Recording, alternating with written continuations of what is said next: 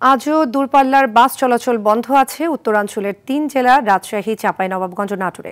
এ কারণে চরম দুর্ভোগে পড়েছেন যাত্রীরা। যাত্রীদের অভিযোগ, মালিক ও শ্রমিক পক্ষের দ্বন্দ্বে চরম ভোগান্তি পোহাতে হচ্ছে তাদের। জরুরি প্রয়োজনে বাধ্য হয়ে বিকল্প যানবাহনে ভেঙে ভেঙে গন্তব্যে যেতে হচ্ছে। পূর্ব ঘোষণা ছাড়া এ ধরনের ধর্মঘটে অতিরিক্ত ভাড়া গুনতে হচ্ছে এবং সময়ও লাগছে বেশি। এছাড়া ট্রেনেরও টিকিট নেই। এ কারণে ঢাকা, চট্টগ্রাম, সিলেট, কক্সবাজার সহ দূরপাল্লার যাত্রীরা চরম ভোগান্তিতে পড়েছেন। গত বৃহস্পতিবার রাত 10টা থেকে হঠাৎ বাস চলাচল বন্ধের ঘোষণা দেয় অঞ্চলটির বাস মালিকরা।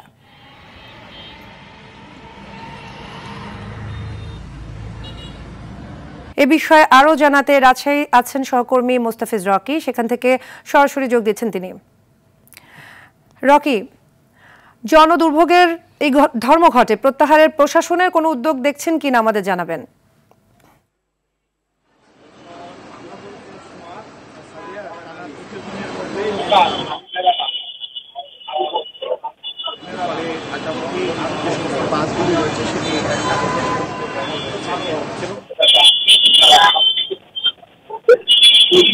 সব থেকে বেশি বিপাকে পড়েছে। যদিও রাজশাহীতে 5টি ঢাকামুখী বাসের যে এক্সিডেন্টগুলো রয়েছে সেগুলো প্রত্যেকটি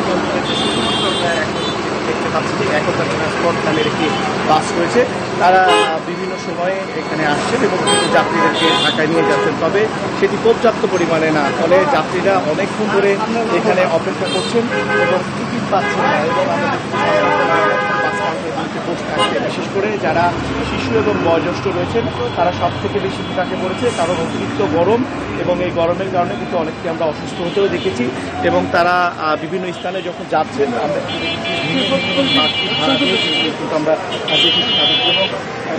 আমরা যদি আপনাদেরকে একটু দেখানোর চেষ্টা করি, তো ভেতরেও আপনারা দেখতে পাচ্ছেন যে সেখানেও কিন্তু গাদাগাদি করে আসলে টিকিটের যে নেওয়ার যে চেষ্টা সেটি কিন্তু তারা আসলে করছেন এবং প্রত্যেকটি কাউন্টারে কিন্তু এইভাবে কিন্তু আসলে সাধারণ সময় কিন্তু ভিড় থাকার কথা। তবে যেহেতু এখন একতা নামের একটি কাউন্টার খোলা রয়েছে, এখানে কিন্তু টিকিটের জন্য হাহাকার পড়ে গিয়েছে বলা যায় এবং তারা তৃতীয় দিনেও যে বা হচ্ছে যে বাস মালিক সমিতি এই সমাধানে যে পৌঁছাতে পারছে না, এই কারণে কিন্তু তারা যে ক্ষোভের কথা সেটি কিন্তু আমাদেরকে জানিয়েছেন।